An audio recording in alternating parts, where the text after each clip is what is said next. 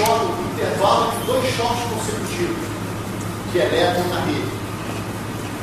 Certo? Então, dá para você fazer isso. Bom, daqui vocês poderiam escrever o seguinte: eu tive essa relação, mas eu não vou usar essa relação para conhecido isso, gerar isso, porque eu não conheço isso. Isso aqui eu conheço, eu vou no laboratório, aplico um campo, vejo corrente e cheiro de sigma. Aliás, já está um monte de sigma tabelado por aí. Então, na verdade, a gente pode usar essa relação ao contrário, olha, passa tudo para o lado de lá. Então tem M no elétron vezes sigma sobre Nzinho ao quadrado. Eu só passei de um lado para o outro, tá certo?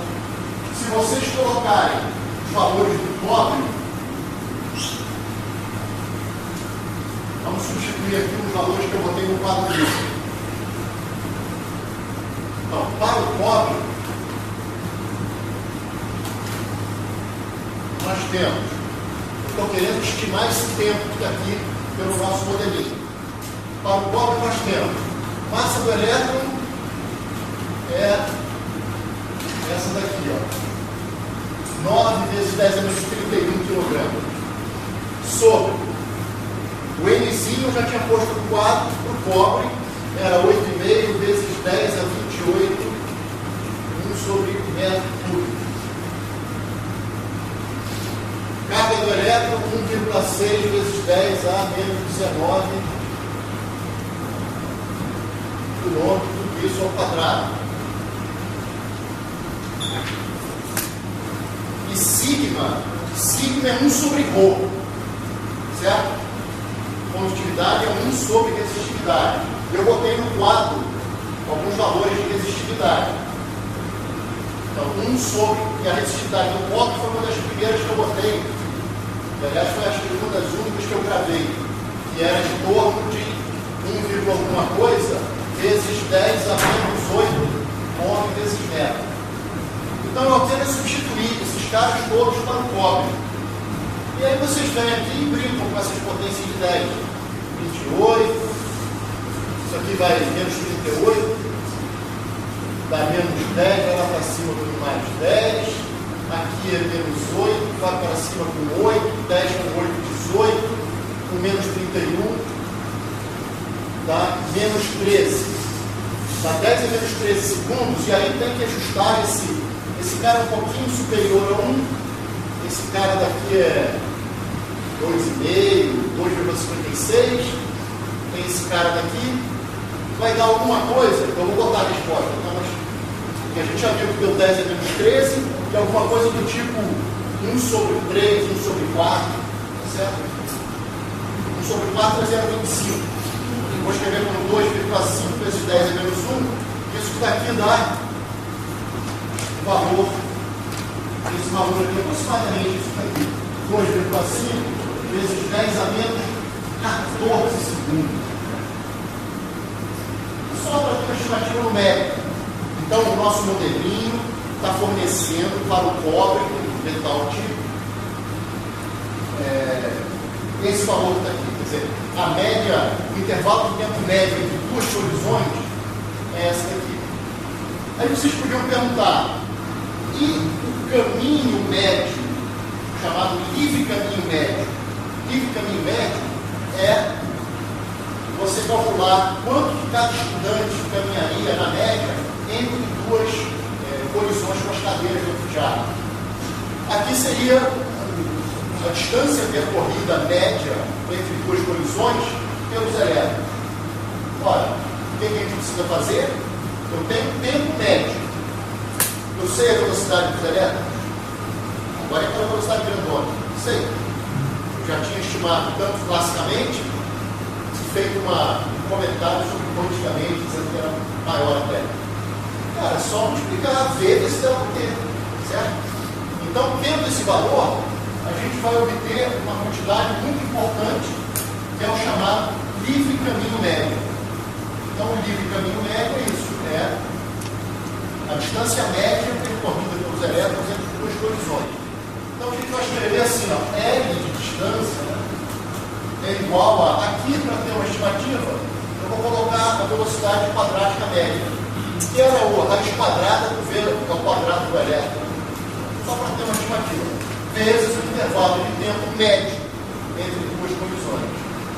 Então, esse cara daqui é o chamado livre caminho médio.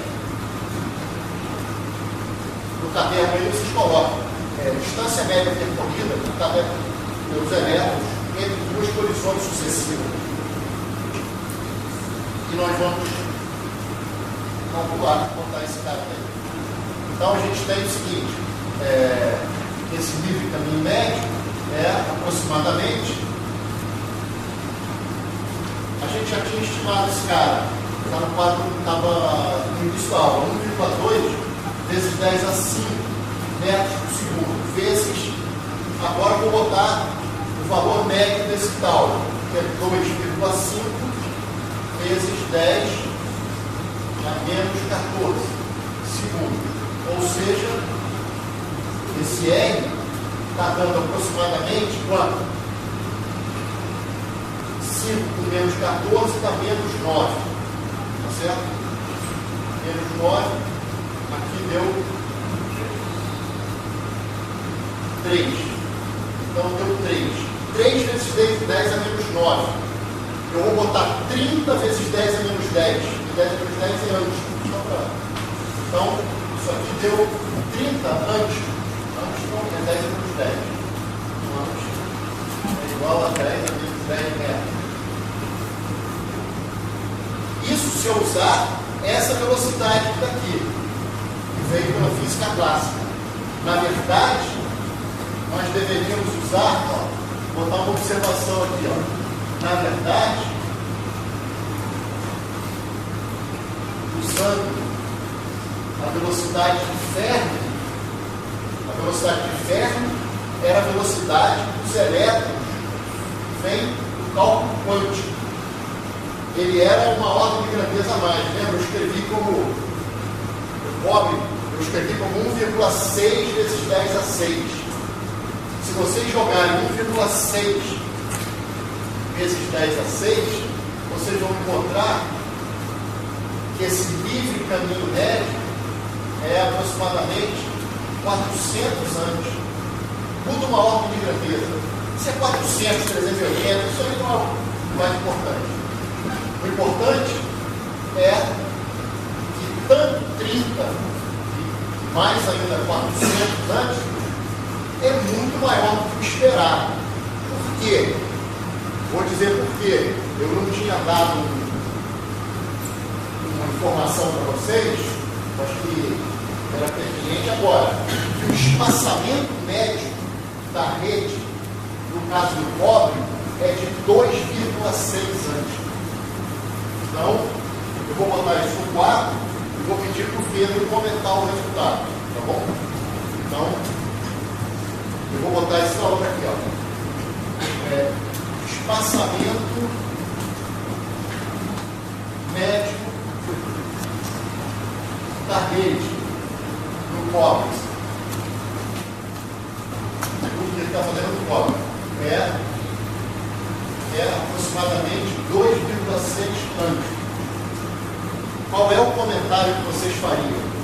Olhem para esse número e olhem para o 30 ou para o 400. Se quiserem ficar bem chocados, olhem para o 400. É claro que alguém poderia dizer, pô, professor, está roubando porque fez tudo clássico, mas na hora de chocar tudo, o senhor usou o resultado quântico. Aí eu diria, é verdade, foi isso mesmo. Para chocar, mas mesmo com o resultado clássico, é porque o resultado clássico está errado. A velocidade dos elétrons de condução não é essa daqui. Essa que sai do teorema da equitação. A velocidade dos elétrons é aquela clássica. Esse valor é mais ou menos esse mesmo. Então, se você tem um resultado que é 30 ou 400, mas o que você acha estranho nisso? O que eu estou dizendo para você é o seguinte: é como se as cadeiras estivessem a 2,5 metros uma da outra, no anfiteatro, entra aquele bando de alunos, número de alunos praticamente igual ao número de cadeiras, que cada átomo fornecia um elétron livre, lembra? Aproximadamente.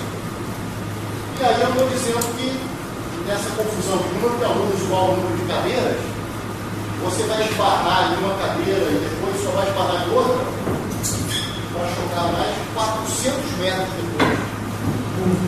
Está cheio de cadeira ali, você consegue passar meio invisível pelas cadeiras. Isso não é chocante ou só eu que? Fala. Esperando desse jeito é chocante. O que você esperava? Oi? Esperando desse jeito é chocante. Esperava É chocante, né? Vai falar isso para sua namorada? Eu aprendi uma coisa chocante hoje na aula. Você acha que ela vai brigar com você? Vai terminar o namoro se você falar isso? Acho que ela não vai entender. Ela vai entender? Eu acho que ela não vai entender. Não vai entender? Pô, faz essa experiência e depois conta pra gente aqui.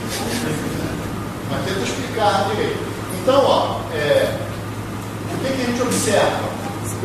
Note que a rede bem mais transparente aos elétrons do que esperado. Isso é uma coisa que chama logo a atenção. Eu vou praticamente encerrar para a gente poder ver a prova, e aí vou dizer o que eu quero que vocês façam em casa. Então, isso é a primeira coisa. E como é que se explica isso? A explicação só vem com a mecânica quântica. A explicação está no fato de que partículas têm um caráter ondulatório. Certo? Na mecânica quântica, a partícula se comporta como onda. Onda, como a luz, se comportava como partícula.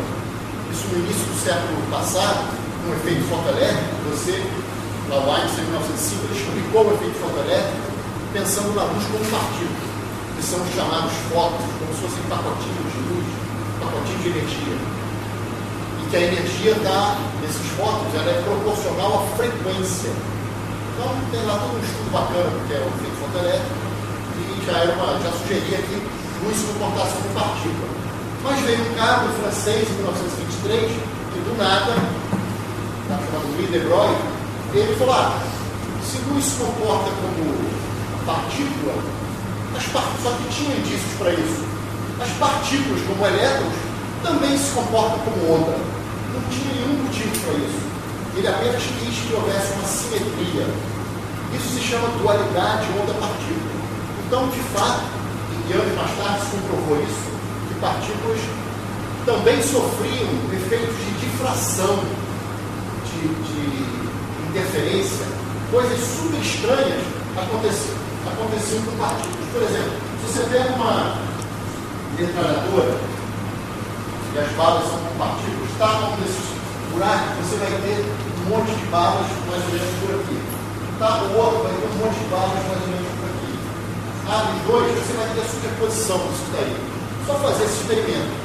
O que acontece quando você joga ondas do mar, passando num lugar assim, ou ondas de luz, é que você aqui, a gente até vai estudar isso no final do nosso curso, a gente vai ter uma coisa que é assim.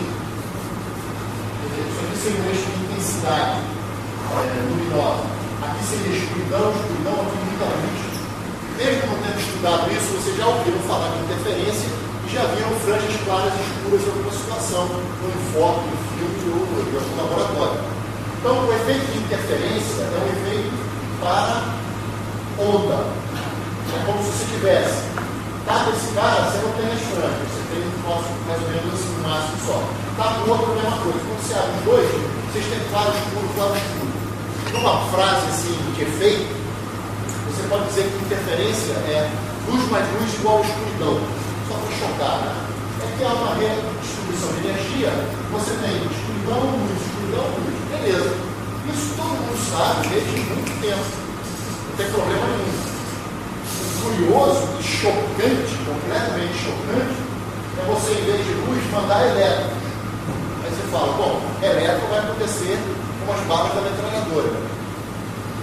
Você manda elétron tapando uma, tapando outra.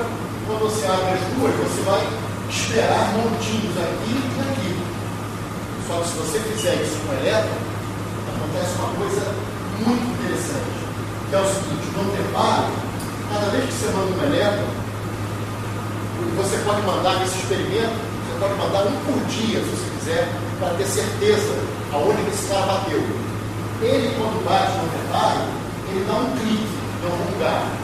Ele não chega com uma onda, chega um pedacinho em cada lugar. O elétron, quando ele é detectado, é um clique em algum lugar, algum detetor da vida. Aí você manda outro elétron no outro dia, no outro, e deixa muito tempo para ter muitos elétrons. São sempre cliques, mas sabe o que vai acontecer? Vão ter muitos cliques aqui, nenhum clique aqui, muitos cliques aqui, nenhum clique aqui, muitos cliques aqui, nenhum clique aqui. Claro que o número tem que ser muito maior do que esse que eu estou botando.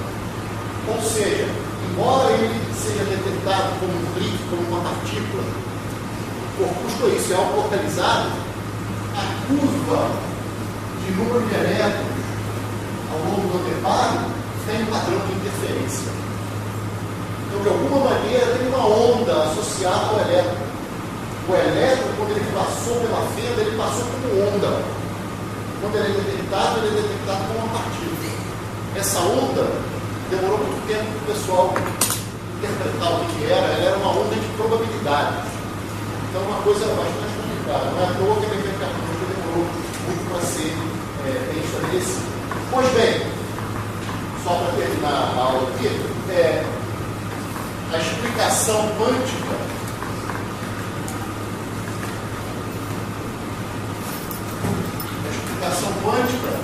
está na natureza ondulatória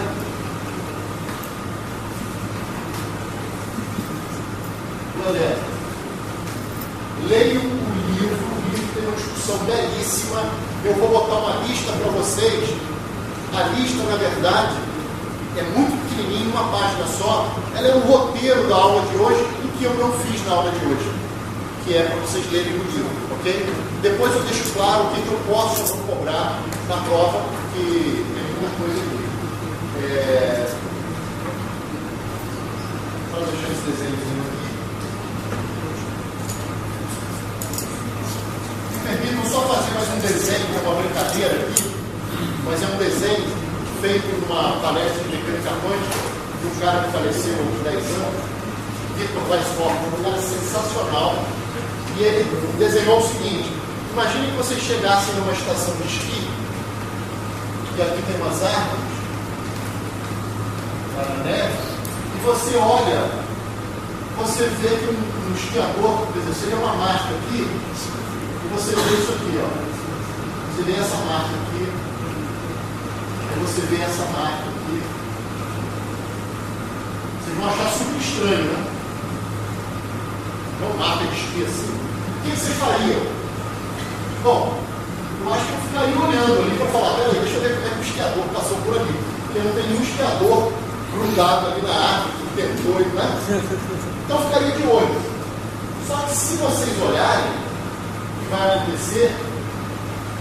Se vocês olharem, o que vai acontecer? Sempre que vocês olharem o esquiador, vai acontecer isso aqui. Olhou o esquiador, isso não acontece. Mas aí quando você olhou para esse cara, aí olha para o outro lado, tem uma marca daquela. Cada vez que você olhar, você não vê isso acontecer. Qual é a analogia disso que eu desenhei aqui?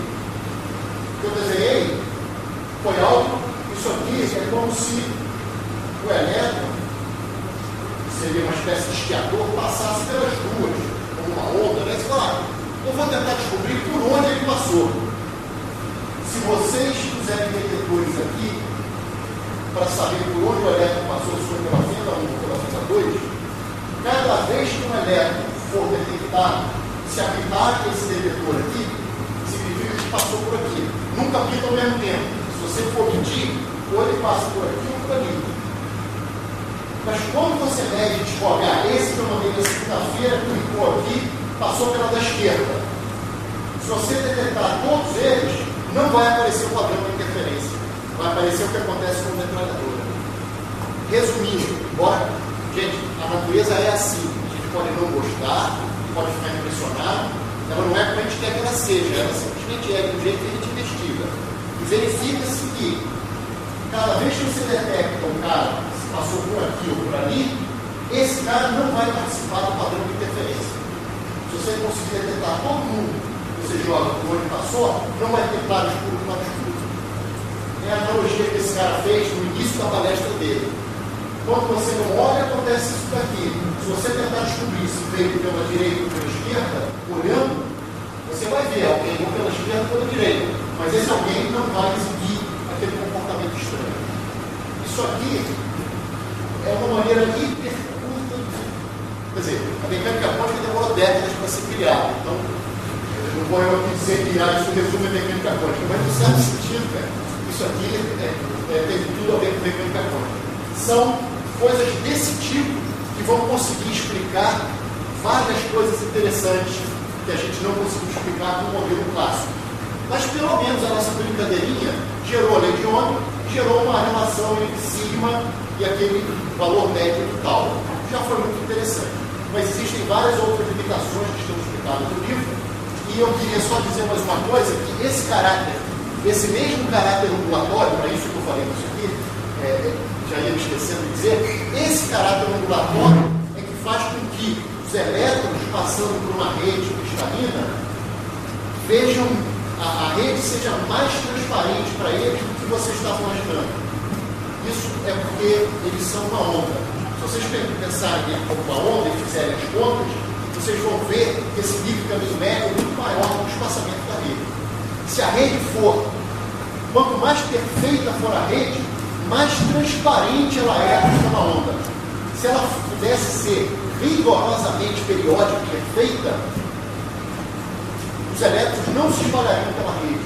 E você teria uma condutividade infinita. Só que uma rede nunca é perfeitamente periódica. Ela sempre tem impurezas ou defeitos. Isso acaba dando sempre uma resistividade desigual. Mesmo que você abaixe a temperatura para deixar os carinhas da rede mais parados, sempre tem esses defeitos e impurezas que vão dar uma resistência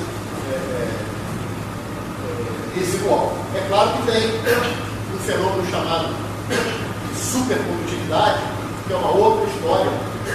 E se vocês abaixarem muito a temperatura, a resistividade vai a zero.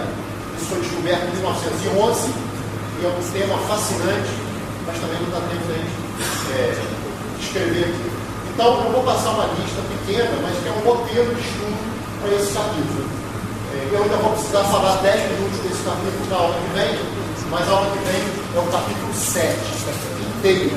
Como eu falei para vocês, eu vou precisar da ajuda de vocês, passando tarefas para casa, certas leituras eu vou deixar com vocês para a gente poder seguir aqui e não ficar muito atrasado na matéria. São leituras só para vocês conhecerem alguns conceitos para a gente poder utilizar